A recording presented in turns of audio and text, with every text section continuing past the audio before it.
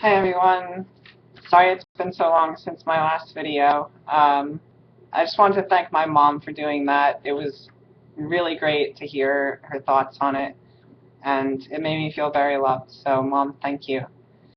Today I wanted to talk a little bit about depression and being transgendered.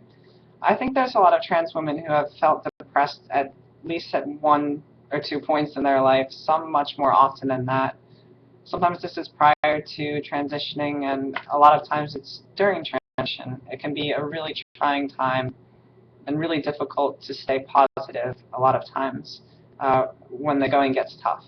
So I had a list, like I always do, of a few things that have helped me that they're all common sense things, but they've helped me to keep myself on track and not get too low through some of the harder parts. So the first is setting goals and baby steps. I've talked about this a bunch in other videos. Basically just steps to make you feel like you're moving forward. I think a lot of what the depression is with transition is just feeling stuck or feeling like you're never going to be where you want to be, or it's going to take a really long time. It's not going to take as long as you think. Even if it takes on the longer side of what it takes most trans people, that's only usually 2 or 3 years. So setting small goals and taking baby steps and working toward it little by little, even if it's just a small thing each day or a small thing each week, can do a lot towards alleviating that sort of sadness about feeling stuck.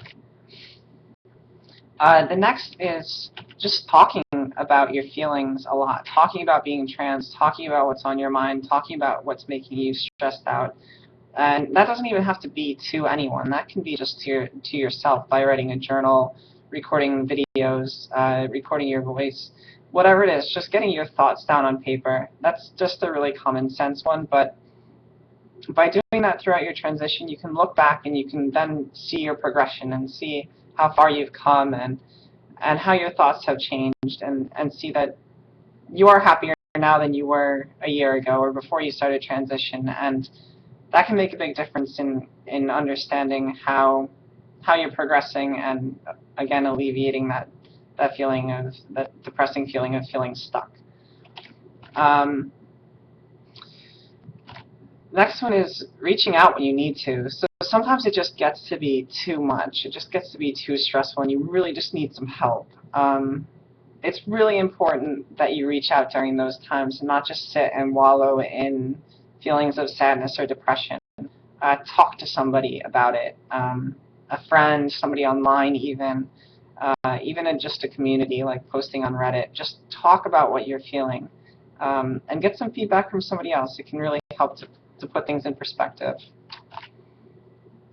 The next is always be trying to build more supporters, finding new friends, whether they're online or offline. The more people you can have in your corner, the easier things are going to be for you. So always be seeking out and trying to find additional people to add to your circle who can be there for you.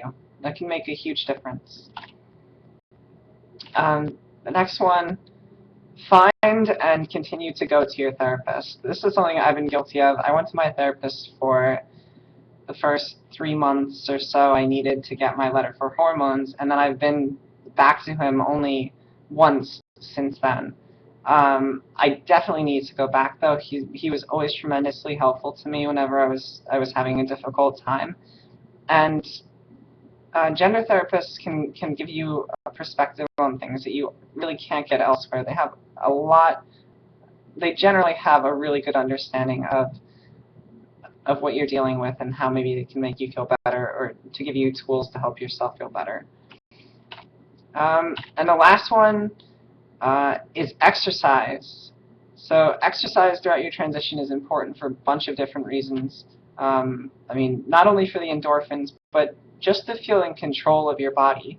I think it can be really difficult to feel like you have control over your body when things are changing so quickly, or maybe they're not changing quickly enough. It can be really disconcerting to go through transition. And for me, exercise has made me feel stronger, more in control of my body, and has helped me to be a lot more resilient. So that was it. Just a couple tips. You guys probably knew them all, but I wanted to do a video, so you know I didn't, abandon this channel or anything.